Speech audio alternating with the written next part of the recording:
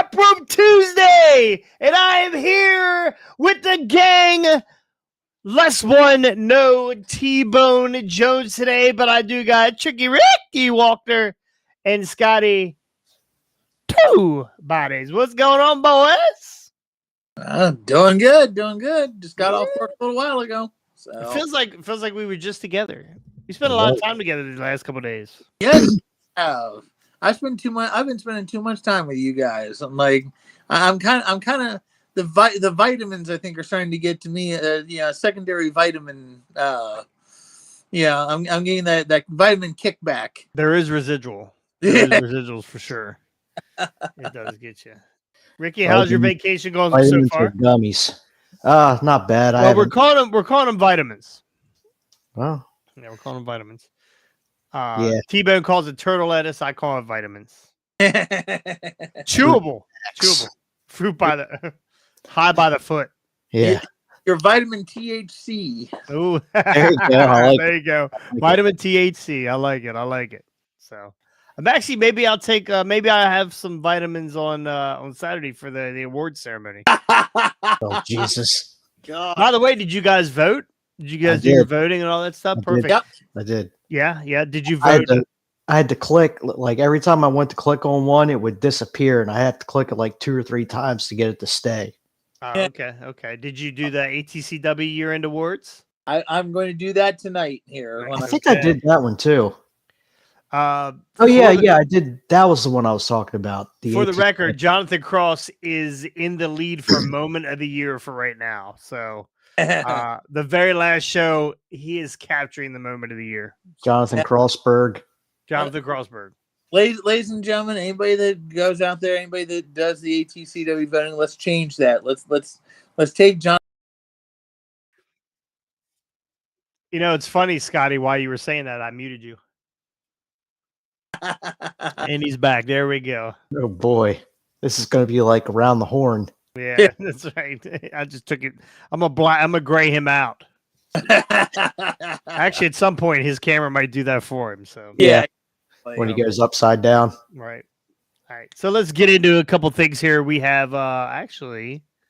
Let me click a couple buttons that clearly I wasn't prepared for today. I don't know what my deal is. Let's get into it here. We're gonna do a little pizza cutter news, and we're getting into Raw from last night. So let's do it. Yeah.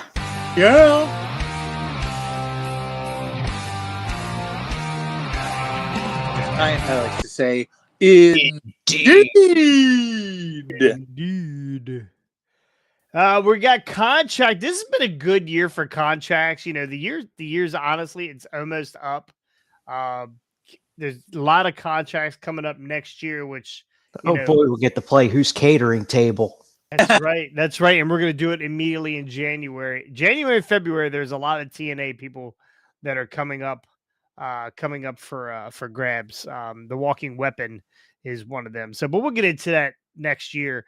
So Big E's contract status. This continues to be a big year for contracts in wrestling, and we've got clarification on one deal, or at least how it stood in the summer in 2019. The New Day and the WWE announced the trio had all signed 5-year contracts. Xavier Woods, Kofi Kingston, and Big E signed until the end of 2024. Scotty, where are we at right now? The end of 2024. We are. So we have not learned about the status of Woods and Kofi and any possible injury time or re-signings or extensions. But we did learn a little more about Big E's as speculation runs rampant ahead of New Day's 10-year celebration, which we'll get into later on. Almost had me crying, man. Those of Fightful spoke within WWE said that they don't believe that any injury time was added to Big E's deal as of the summer. He's been sidelined since 2022. Who's that, Scotty? I'll explain later. Okay. You'll explain right now. Oh, well, I'm reading. I'm not looking. Did someone walk in the background of Scotty's? No, he's got himself. Oh, there we go. Oh, what you got some schnapps? You got It's, some. it's left over. I meant to throw that away the other day. How do you have That's- leftover in that little thing? I'll tell you. A good way to dispose of that is drink it. Yeah. So, however, it would make sense for the WWE not to add injury time to his deal, as the contract they signed with him was under the expectation that he'd be an in-ring talent. He's been appearing on digital content, making appearances and panels, which counts towards his deal. There's always a chance things will change since then, but as of the summer, there is no word. So, do they re-sign? Do you think they re-sign Big E? Honestly, like I mean, it's weird that they just started this story last night, this Yeah. end of the year, and we'll get into it here, but the end of the year, and they basically told Big E last night that they didn't need him. You're out. yeah. You're gone. So is he gone? I think they will re-sign him under a new deal. It'll be a talent contract, but not in-ring talent. He will be, commentator or at least, and they might do a temporary contract until when I say temporary, I mean, that with the option that he can get an in-ring talent contract if the doctors clear him to wrestle again. But I don't like Biggie has given a lot to this company, and I feel like he's got a lot more to give, even if it's not in-ring competition. So like honestly, he is pretty just when you listen to him on the warm-up shows, he is pretty funny. He's got a lot of good energy and vibe to bring to that, what is considered kind of a more boring talking segment. He can bring a lot more energy to it. So I do hope they re-sign him and keep him as a commentator or some kind of other talent other than in ring until they've cleared him to come back to wrestle, if they ever Right. did. Yep. Yeah, we're I mean, we've been without him for a couple years now. I mean, if he doesn't come back, are we gonna miss him? I'm not sure. I mean, he was a great in-ring talent. He started off as a bodyguard, correct? Wasn't he a bodyguard for Yeah. For Nick- Ziggler? Yeah, Nick Nemeth. Yeah, Ziggler. I mean, he's been around for what, 12 years, 13 years. He was in NXT, right? Wasn't he an NXT guy? yes. Yes, yeah. So, um, I hope he resigns. Like I don't know. I don't think that I think that when he had his neck broken and all the interviews they did with him, afterwards when he was going through all that, he talked about how his life was more important than his career. So yeah, I think he would be content staying with WWE, even in a backstage or commentator role, as opposed to being like Edge or Danielson and thinking he could get right back in the ring with AEW and right. possibly end up worse. Yeah. How long was Edge out? He 70 left for years? quite a while, yeah. Yeah. Like 70, maybe even 9 years, somewhere in there. And Brian was out for how long? 3? 3, I believe. Yeah. So only time will tell. I'm hoping. I kind of agree with Scotty. I'm kind of hoping that they sign him to some backstage talent or commentary. Love having Big E on those commentaries. I think he brings something a little different to the table than a Booker does, or a Sam. Not Sam Wrestling Guy, whatever his name is, Sam whatever. Rubenstein, Rosenstein, yeah, whatever. Yeah, so anyway. Shalom. Gesundheit. You do and you'll clean it up. Yeah, never gets old. Gunther also close to a new deal. WWE sources claim the Fightful on December 2nd. The world heavyweight Gunther was closing in on a new contract. Sources in the company expected to be done this year, bearing any unforeseen circumstances. Easier for you to say. Those we have spoken to claim that the deal was for a long-term, multi-year, and that the company has been thrilled with Gunther's performance in ring and his media obligations. I think he just said, Pay this man. yes, give this man, pay him his money. Give Yeah. him his money. Rob Wells, him, AJ, and Punk in a faction. Who's him? Pronouns, pal. Right?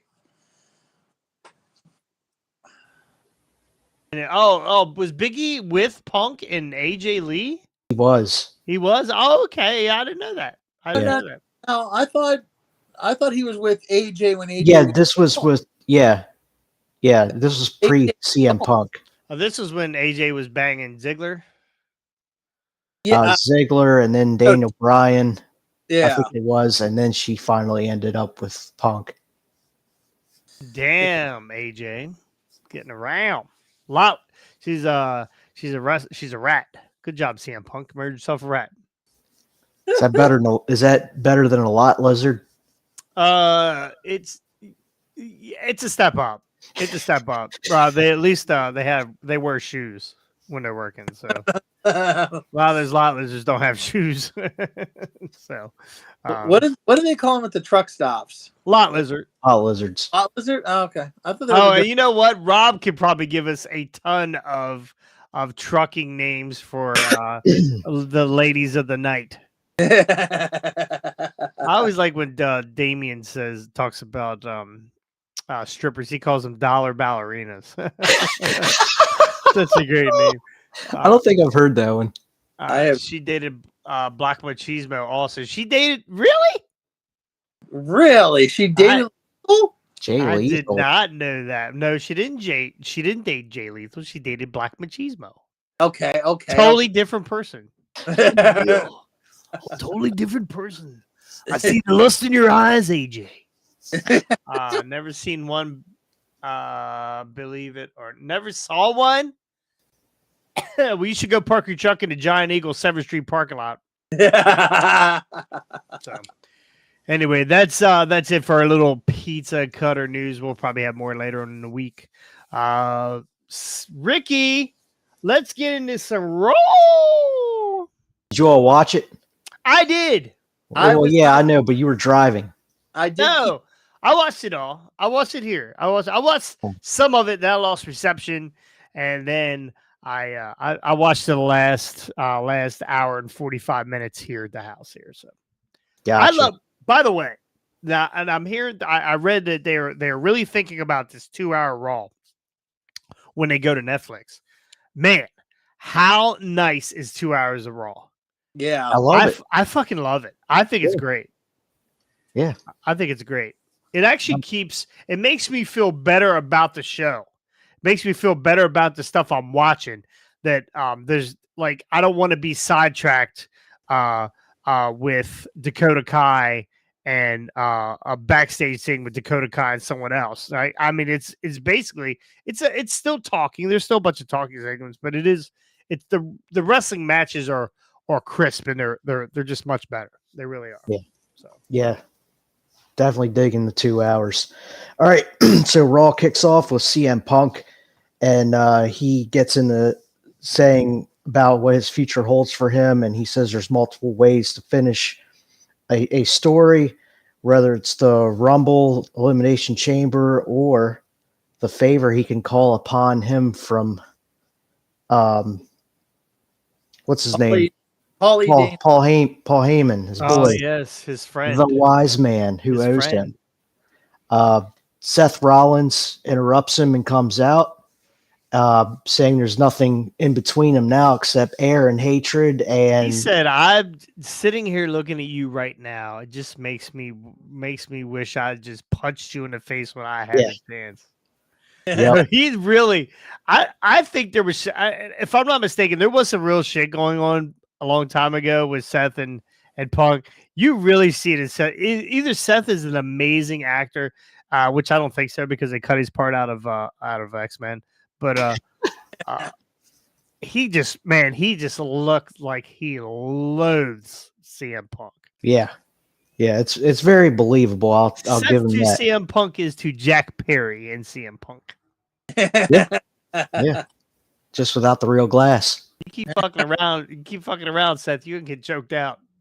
Yeah.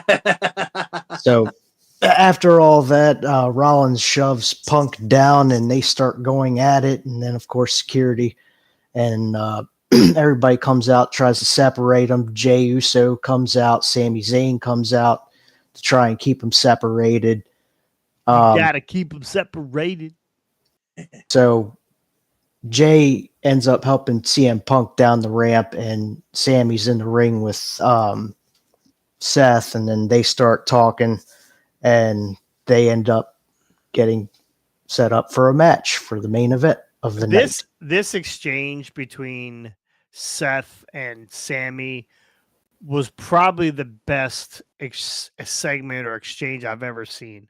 Yeah, This was like, this had a lot of history in it. This talked about, Sammy was trying, said, I wanted you, said, I didn't want to work with CM Punk. I wanted to work with you. And I asked you twice. And he said, I'll never work for Roman. Roman is a monster. I worked with you to take this monster out of the title scene, get the title away from him. And now you're working with him. And Sammy said, you created this monster. Yep. You created this monster when you put that chair in his back. Yep. And I was like, wow, I want to stand up. This was a Very great good exchange. storytelling. Sammy's really fucking good. Sammy's really good. And then And- Seth and saying, they- isn't that the pot calling the kettle black? 'Cause Yeah. didn't you do the same thing? Yeah. and to think Sammy was once a mute luchador. Yeah, El Generico. El Generico. But the Man. thing very quickly about this, how the one thing I love about WWE is how they are they can keep this story going, because it looks like we're setting up CM Punk and Seth Rollins down the road, but right now they're keeping it fresh by saying it's Sammy and Seth, so they keep they keep twisting this story and making it longer and longer and adding more pieces to this puzzle, but they're pieces that fit all in the right spot. It's like, we don't know what this puzzle is going to look like by the end of it, but we keep finding the right pieces at the right time, in the right moment to add to the puzzle, to make the puzzle work. And because you can take Sammy and Seth and go with it for a short time, like maybe like a couple weeks or maybe a month or so, just something extra, but give the fans something like that while still keeping the CM Punk Seth stuff fresh. I don't know. It's just, and again, with the favor and stuff, you have that to call in. You have that aspect. You have so many different storylines that can happen in the Rumble as long as Punk stays healthy. Yeah, that's the big please key bring there. up. You have all that. You have, same thing with the Chamber. You can create all kinds of varied storylines off of that and still keep everything fresh leading into WrestleMania and not really expose or create or cause any,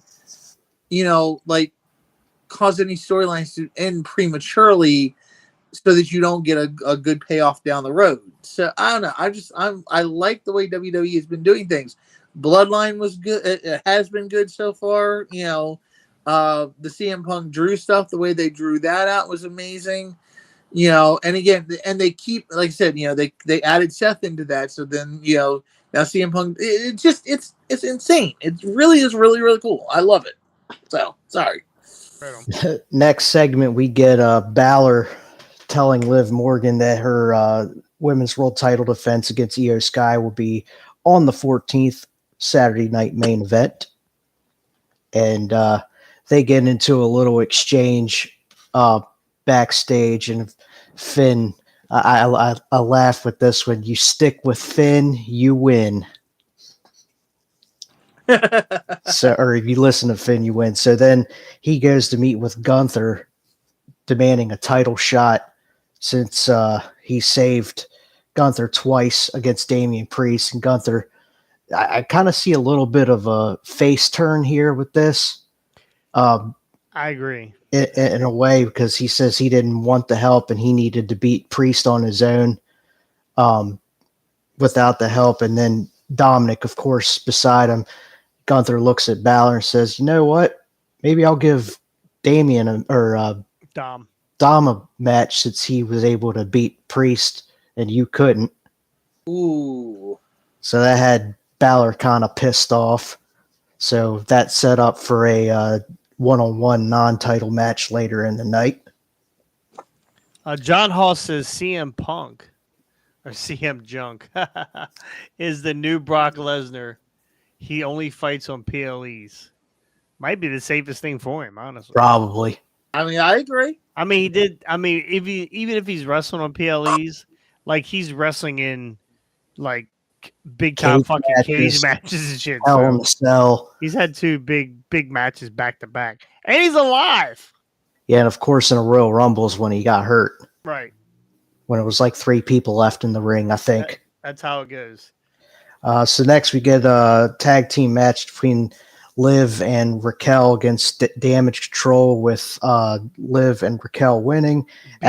Beat them pretty handedly. Yeah, after the match, Rhea comes out and her and Raquel get into it. Raquel throws Rhea into the corner of the announce table, injuring her eye again. Oh, jeez. Yeah, so they get separated. It is later announced that they will face off next week on Monday night. Raquel and Rhea, yep. Yeah. Yeah, exactly. Can't forget those. Don't hurt any feelings. So next we get a triple threat match for the women's IC title tournament between Dakota Kai, Shayna Baszler, and Katana Chance. Dakota Kai picks up the victory there. This match wasn't bad at all. It wasn't bad. A lot of Dakota Kai crotch shots.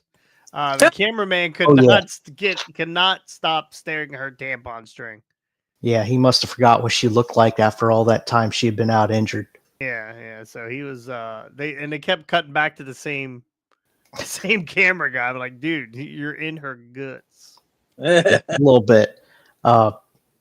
Next we get Adam Pearce getting ready to introduce for the 10-year anniversary of the New Day, Woods and Kofi Kingston. And they come out. They both thank the fans. They get you. They're playing the face angle really well the time, and then they say the crowd starts saying that we want E, and then they say, well, we miss him too. So Big E comes out, and it seems like, we were thinking the New Day was going to separate, they were going to break up, but then you get the heel turn, and it wasn't Xavier on Kofi, it wasn't Kofi on Xavier, it was Kofi and Xavier on Big E. So they basically tell him the whole time he was out with his broken neck, it was just them two alone. Big E didn't try to manage them or look after them. They were there for him, but he wasn't there for them. So they basically told Big E, you're out. Yeah, this I felt like this was going to be like super emotional. Mm-hmm. And I paused it a couple times because I was doing other things. So luckily I paused it because I probably would have started crying in the middle of this fucking thing. I really thought that the Big E was going to be coming back here. So did I. And then this whole, you didn't even get surgery on your neck. We don't even know if you really have a broken neck. Yes, Stone Cold had a broken neck. He came back. Kurt Angle did. He came back. So did Edge. Daniel Bryan came. They were naming all kinds of guys. He said, we were there for you, but you were never there for us. And now you want to show up. Now you want to be a manager. He's like, no, thank you. No, thank you. We don't need you. So, I was really hoping during this heel turn that either Big E was going to whoop their asses or they were going to whip Big E's ass, just something to show us that Big E might be cleared and ready to compete again. Yeah. The thing, though, that I'm kind of I watched this segment in particular, and like you said, Jason, it was definitely very emotional. But the thing that kind of gets me, okay, well, WWE, and like I said, I sung their virtues a second ago about some of their storytelling. And again, some of it's not necessarily their fault because I think they were going for a Xavier Woods heel turn when was it Odyssey Jones was there, and then they had to get rid of Odyssey Jones, so it threw the whole storyline into chaos and Well, stuff they like were saying that the Obafemi was coming up.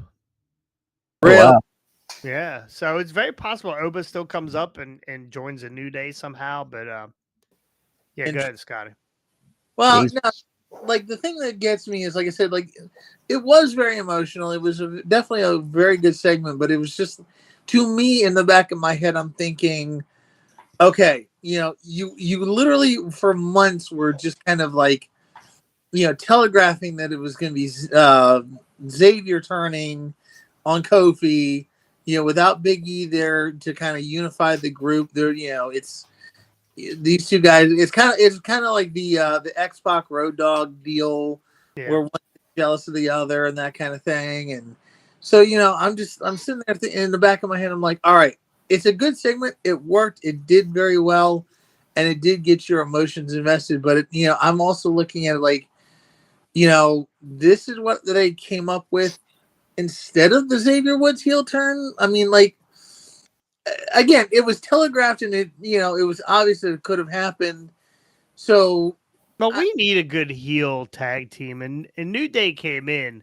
I believe New They Day were came- heels. Yeah, they were heels. I believe they came in as face, but Oh. the crowd would No, they not were let heels. them. The crowd would not let them be face. They hated them.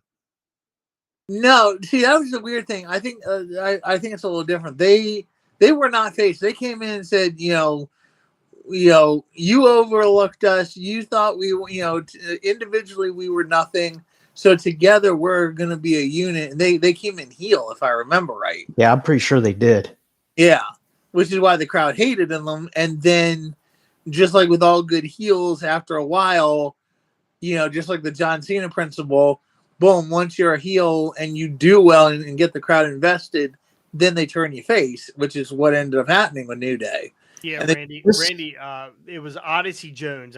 They brought Odyssey Jones in, and that's what Scotty's talking about because they were getting ready to do some sort of turn with Odyssey and Xavier. Yeah. And Odyssey got in trouble. This isn't the first time they were going to split the New Day up, because remember when they were with the brand splits, Big E was still on SmackDown, and then Woods and Kofi ended up on Raw. Yeah, they did And split. that's when Big E won the WWE Championship, I think. And then lo and behold, they're back together again not long after that. Yeah, after the celebration, they Yeah. came back. Yeah. Yeah. and then pretty soon after that, Big E broke his neck. Well, Big E didn't break his neck. It was broken. Ridge Holland broke it for him. The guy Yeah. who's fighting for the NXT title on the PLE this weekend is the one who broke his neck. Yep. Jesus, Pete. Yeah. So go ahead, keep going, Rick. Where the hell was I? All right, so we get the Gunther versus Dominic Mysterio match. Gunther beats Dom. Afterwards, Balor attacks Gunther again, hits him with, I think, 3 coup de grace. It leaves him laying. Yep, leaves him laying, and basically said, "Watch and learn, kid," to Dominic. Well, Yeah. you could almost see that this Gunther, and it's going to be Saturday night, right? It's that Saturday night or that Yeah. Saturday night, whatever that is, main Yeah, event. Pierce announces that later on, and I'll then go ahead. next week, Balor and JD McDonough defend the World Tag Team titles, but they didn't say against who. Well, I'm gonna go ahead and say it now. I think Balor gets close to beating Gunther, and Priest interferes somehow and causes Balor to lose that title or lose that shot. Yeah. Yeah. That's pretty. Yeah, I'm not surprised that would happen. After that, they cut to a interview with Pete Dunne backstage, and then everybody runs past him as Jey Who? Uso. Pete Dunne. I don't know. Butch. Oh, Butch. Go ahead. Howard. Go ahead. Oh Uh, boy. so somebody had attacked Jey Uso. They didn't say who. So then everybody starts speculating. So we get to our next match. That's Truth versus Butch. He's beaten Truth up pretty good, and everybody starts chanting Butch. So he's over at the ring, staring out at the crowd, get pissed off, and Truth does his quick roll up pin and out of there, gets the victory. Yep. Same way he beat the Miz. Yep. So after that, we get to Sami Zayn basically accusing Seth Rollins, or he thinks Rollins is the man who attacked Jey Uso backstage. Yeah, he said, "I know who did it, and I'm going to the ring now to kick his ass, whip his ass in the ring." Yep. So then we get the match. Towards the end of the match, Sammy gets the chair out, and he's getting ready to hit Seth with it in the middle of the ring. Seth tells him to think about it. You know, it's not me. Maybe check your boy Punk. Maybe he's the one who did it. So he tells Sammy to use his head. So Sammy thinks twice about hitting him with the chair. He turns around. He drops it out of the ring. Turns around. Seth rolls him up. Gets the 1, 2, 3. Not a roll. Schoolboy. Yeah. If we'd have got 2 roll-ups in a row, I'd have questioned that agent. I'd have questioned it. I was like, Brian Hardy's definitely not agenting this match. Yeah. So after the match, Rollins told Sammy that it wasn't him that attacked Jey Uso, and then out of nowhere, Claymore kick to Sami Zayn. Drew McIntyre is back, and that's how Monday Night Raw goes off the air. So I read that they weren't bringing him back. They weren't bringing Drew back, but because of the injury to Bronson Reed, they went ahead and rushed him back. Yeah, which makes sense. Yeah, because I believe Brunson was going to be the one that was that attacked Jay. So pull one wrestler, insert another. That's a nice thing about Raw right now.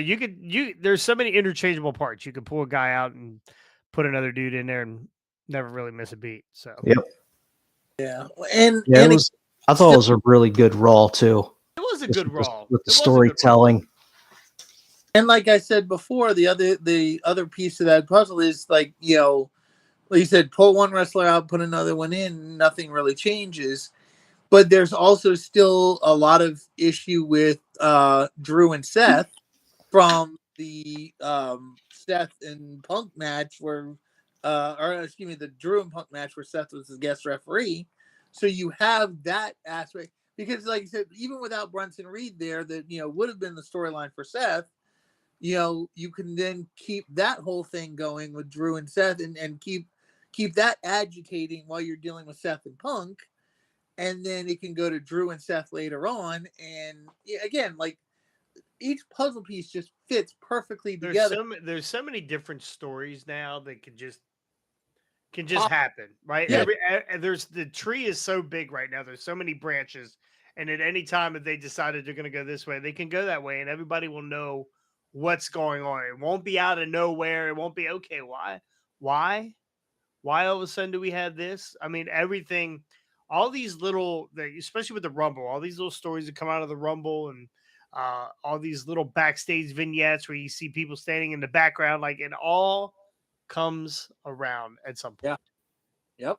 And one thing I did forget to mention, there was a vignette with Karrion Kross. Next week, there's a 8-man tag, the Wyatt Six against Shredder, Toka, Razor, and The Miz. Or as you like to call them, the final testicles. Yeah. I love it. I love a good Bebop and Rocksteady match. So yeah, I'm about it. All right. Well, that's it, man. That's it. That's going to do it here for our Raw review. 30 minutes in and out. That's what she said. We will be back on Friday. We have a PLE. We have a PLE this weekend, NXT Deadline. So we'll go over that and any other news that comes about during the week. Boys, big weekend for us. We got an award ceremony. I mean, a big weekend for me. I don't know about you. I'm going to win every award. Yeah. Just saying. If you have not gone to the ATCW Facebook page and voted yet, please go vote. There's a ton of categories on there. I can't even begin to mention them because I'm not in any of them. All right, most of them. So only ones you need to worry about is moment of the year or match of the year. The match of the year. Actually, there's 2 moment of the years. One of them is the AK cash in, the cash into the ticket, and then the other one is Crossberg. So the Crossberg is actually, you know what? While we're on here, before we jump off here, I'm gonna just take a look at this. Let's just see where. That's how Monday Night Raw goes off Oh, the air. I know that So guy. I read. All right, well, we're gonna get rid of that because that was you. Sound like me. That was you. How am I over there too? You're everywhere, bro. I am. Let's go. Match of the year, tag team of the year, breakout star of the year. I should be on there. Huck Sawyer. Oh, Austin Blackthorn, Huck Sawyer, neck and neck. Huck Yeah. Tua. Yup. Austin has the slight lead there. Huck Tua and Man Booby. How did I not get bad guy of the year? Because you were a face for more than half the year, I guess remember? that's true. I guess that's true. I'll fix that next year. Oh my God, moment of the year. Let's look at it.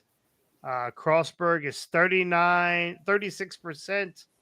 Rob is right behind. He's got 26%. Ethan has got 12%. Ethan has dropped off. So AK punches. I mean, that's it. I missed. Yeah, punching the golden ticket. Yeah. So anyway, Crossberg's leading that category. And that's all that really matters. Moment of the year. Yeah, go vote for Frosty. No, Frosty, you're in my category, bro. No one's voting for you. I'm sorry. I think it was a good punch. I'm not sure. I'm not sure. Double A deserved it because you had been teasing him all year long. So I would have rather him whip your ass. But it didn't happen. So I think he sucked the punch. I think Would it be wrong to say that punch was simply stunning? I know it simply stunned him. So anyway, Frosty, pretty good punch. Pretty good punch. I watched that punch a couple of times. I was like, that's pretty good. That's pretty good. I'm sure Adam and his dentist did not think so. So anyway, that's good, dude. Here for Heartway. Make sure you go like and subscribe and ring the bell on YouTube.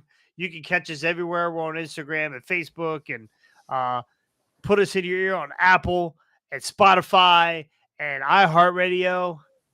Not Google Play. Why? Why, Ricky? Why not Google Play? Because Scotty fucked it up. We'll never forgive you, Scotty, for ruining Google. You ruined Google Podcasts. You ruined Google Maps.